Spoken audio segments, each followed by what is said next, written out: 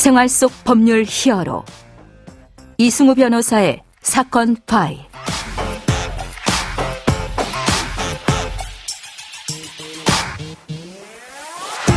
안녕하세요.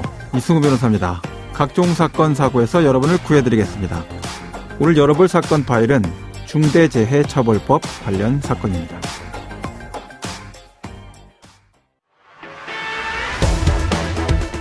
고용노동부는 이번 사고가 중대재해처벌법 적용 대상인 것으로 판단을 하고 근로감독관을 파견해서 현장 조사를 실시하고 있습니다. 이 중대재해처벌법이 시행된 지 1년이 넘어가고 있는 현재 일각에서는 이제 중대재해처벌법이 재해 방지, 근로자 생명, 신체 보호하는데 실효성이 있느냐 근본적인 의문을 제기하고 있습니다. 그렇지만 산업 현장을 안전하게 만들고 공장 밀집 지역, 산업 단지 지역의 환경 오염이나 환경 위험을 방지하고 쾌적하게 만드는 것은 우리가 반드시 걸어가야 할 길이라는 점은 분명해 보입니다. 자, 오늘 사건 파일에서는 중대재해처벌법에 대한 핵심적인 내용과 함께 기업의 산업재해 리스크 관리 방안에 대해서 함께 논의해보는 시간을 갖도록 하겠습니다. 노무사이기도 한 법무법인 법승 이유경 변호사와 함께 알아보도록 하겠습니다. 안녕하세요, 변호사님. 네, 안녕하세요. 네, 자, 오늘 주제가 중대재해처벌법인데요. 어떤 내용을 담고 있는지 이걸 좀 한번 간단하게 짚어주시면 청취자분들께 도움이 될 것 같습니다. 네. 우선 중대재해처벌법의 입법 목적은 네. 안전보건조치 의무를 위반하여 인명피해를 발생하게 한 사업주, 경영 책임자 등에 대한 처벌을 규정함으로써 중대재해를 예방하고 시민과 근로자의 생명, 신체를 보호하고자 하는 것입니다. 이게 이제 결국 사업자나 경영 책임자, 공무원이 움직이지 않으면 안전보건 조치가 확보되지 않을 거다. 예, 그렇습니다. 이렇게 생각한 거잖아요. 왜냐하면 이 사업주나 경영 책임자가 의사 결정을 하고, 그렇죠. 그 다음에 이제 사업 전반을 운영하는 권한과 지위에 있기 때문에 재정 집행을 할 수 있는 권한이 있죠. 그렇죠. 인사, 재정, 물적, 인적 시설 다 이들의 손안에 있는 거죠. 네네. 그래서 이런 분들의 어떤 조치에 따라서 사고가 날 수도 있고 안 날 수도 있는 그런 부분이 크기 때문에 이렇게 사업주, 경영 책임자를 법에 이렇게 명시함으로써 이제 중대재해에 대한 조치 의무를 촉구하는 그런 목적이 있다고 볼 수 있습니다. 네, 중대재해 관련해서 중대산업재해도 있고 중대시민재해도 있고 요건이 이제 복잡하게 딱 있지만 그 부분은 오늘 쟁점으로 놓지는 않을 생각이니까 좀 넘어가서 사실 언론 보도를 많이 보셨겠지만 이제 중대재해처벌법이 곧 50인 미만 사업장인가요? 예, 그렇습니다. 50인 미만 5인 이상 사업장에까지도 확대 적용된다라고 하고 있고 이거 준비돼 있냐? 네, 그렇습니다. 라는 얘기가 계속 나옵니다. 이 부분에 대한 좀 설명을 좀 해주세요. 예, 중대재해처벌법의 확대 적용 문제는 적용 범위 그리고 적용 시기와 관련이 있는 문제인데요. 중대재해처벌법이 2021년 1월 26일에 제정되어 2022년 1월 27일부터 이제 시행이 되고 있습니다. 그렇지만 이 법이 모든 사업장에 전면 적용되는 것은 아니고 사업장 규모에 따라서 적용 시기에 차이가 있는데요. 상시 근로자 수가 50인 이상 사업장에는 원래 이 법 시행일인 2022년 1월 27일부터 시행이 되고요. 그다음에 상시 근로자 수가 50인 미만 기업에 대해서는 적용을 유예시켰다가 2024년 1월 27일. 내년 1월 27일이네요. 그렇습니다. 그때부터는 상시 근로자 수 50인 미만 사업장에 대해서도 확대 적용이 됩니다. 거의 6개월 정도 남았군요. 네네네. 네. 근데 여기서 표현 중에 사업장이라는 개념이 이게 회사 전체를 의미하는 건 아니죠? 아닙니다. 그러니까 정확히 말하면 사업장이라고 제가 단순화시켜서 표현했는데 사업장보다는 사업의 개념이에요. 사업의 개념. 그러니까 물적으로 이제 독립된 사업장이 예를 들어서 뭐 서울에도 있을 수 있고 뭐 부산에도 있을 수 있는데 그것이 이제 본사에서 통일적으로 움직이는 경우에는 하나의 사업으로 보는 거고요. 그렇죠. 별도의 이제 어떤 사업자 등록증을 내고 별도의 인사관리가 적용된다. 별도의 뭐 취업 규칙이 적용된다. 그럼 다른 사업장으로도 볼 수 있는데 정확히 말하면 사업의 개념이에요. 사업, 기업, 사업 이렇게 볼 수 있다.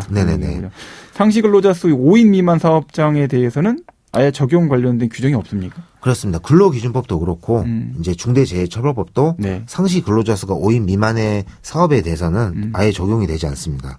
다시 본령으로 돌아가서 중대재해처벌법 확대 적용 이제 곧 1월 27일 날 내년 적용될 상황에서 이제 적용을 안 받다가 적용을 받게 되는 기업 입장에서는 우선적으로 좀 취해야 될 조치가 무엇이 있을까요?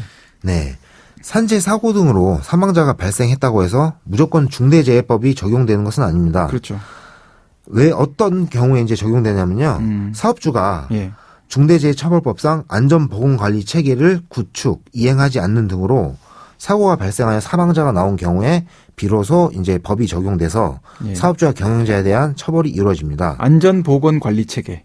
이게 중요한 것 같은데 이게 뭡니까? 예, 안전보건관리 체계의 구축과 이행이란 네. 일하는 사람의 안전과 건강을 보호하기 위해서 기업 스스로 위험 요인을 파악하여 제거, 대체 및 통제 방안을 마련하고 이를 지속적으로 개선하는 일련의 활동을 의미합니다. 이렇게만 들어서는 좀 금방 이해가 안 되는데요. 예. 구체적인 조금 적용할 수 있는 요건들이 좀 있어야 될 것 같습니다. 예, 그래서 네. 그 중대재해처벌법의 주무부처인 고용노동부가 네네. 이러한 안전보건관리 체계의 구축에 관한 몇 가지 핵심적인 지표를 제시하고 있고 네. 이를 기준으로 실제 사업장의 경영주나 사업주가 안전보건 의무 이행을 했는지를 판단합니다. 네네. 첫째는 경영자가 사업주가 안전보건에 대한 확고한 가치관과 리더십을 가져야 합니다. 네. 실제로 미국 US 스틸사는 예. 계속되는 산업재해를 줄이기 위해 생산 제일, 매출 제일이었던 경영 방침을 안전 제일로 바꾸고 예. 안전보건에 관한 업무에 시간과 비용을 실제로 투자 많이 했는데요. 예. 그 결과로 산업재해가 감소하고 오히려 생산성과 품질이 향상돼서 기업이 더욱 발전한 그런 실증 사례가 있습니다. 네. 그럼 이것도 평가 지표에 들어간다는 얘기인가요? 그렇습니다. 가장 중요한 지표로 들어가고요. 아, 그럼 여기서 경영자가 어떤 것을 중요한 가치로 놓았느냐? 예, 그렇습니다. 안전을 중요한 가치로 놓았느냐? 예, 그렇습니다. 아니면 안전을 희생시키더라도 다른 게 더 중요하다라고 예. 놓았냐가 핵심적인 내용이 될 수 있겠군요. 네네. 네. 두 번째는 뭡니까? 그리고 이제 근로자, 구성원의 자유로운 의견 제시와 참여입니다. 네. 실제로 작업을 하는 구성원이 이 공정에 대해서 제일 잘 알고 네. 재해로부터 직접적 피해를 보시는 분들이기 때문에 예. 이러한 구성원들이 문제가 생겼을 때 안전보건에 대한 의견을 자유롭게 제시할 수 있고 네. 이것이 사업주의 어떤 안전관리 그 프로세스에 반영이 돼야 되는 것이 이제 핵심이라고 볼 수 있습니다. 예. 그 다음 요건은요? 세 번째로는 작업 환경에 내재되어 있는 위험 요인을 일정한 주기로 찾아내야 하고요. 예. 끝으로는 안전보건관리 체계를 정기적으로 평가하고 개선하고 이를 문서에 나가서 점차 안전한 사업장이 되도록 해야 할 과정이 있습니다. 아, 생각보다 쉽지가 않은 부분이네요. 네네네.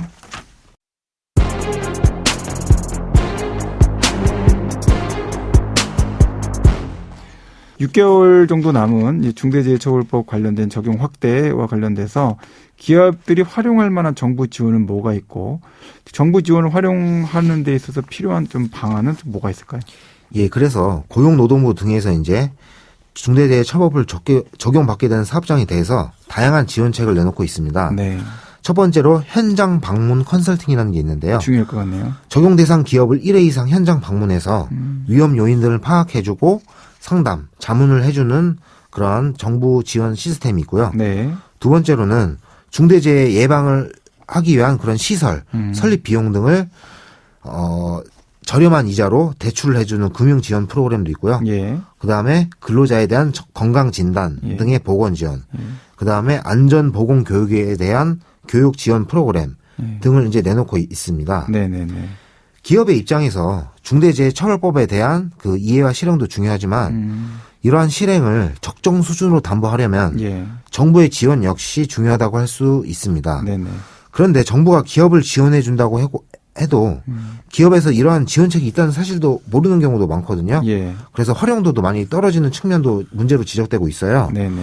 그래서 이렇게 지원을 해줘도 사업장에서 이제 이를 활용하지 못한다면 정책 목표를 달성하는데 한계가 있다고 볼 수 있습니다. 자, 오늘 이제 중대재해처벌법 확대 적용 관련돼서 이야기를 좀 자세하게 나눠봤는데 마지막으로 조언을 좀 정리해서 간단하게 해주시죠. 네, 중대재해처벌법이 처벌이 아니고 재해를 예방하고 근로자 시민의 안전을 확보하는 데 실질적 기여를 할 수 있도록 지속적인 점검과 보완, 노력들이 필요하다고 생각됩니다. 네, 오늘 말씀 고맙습니다. 지금까지 이우경 변호사와 함께했습니다. 예, 감사합니다. 생활 속 법률 히어로 이승우 변호사였습니다. 내일도 사건에서 여러분들을 구해드릴 사건 파일 함께 열겠습니다.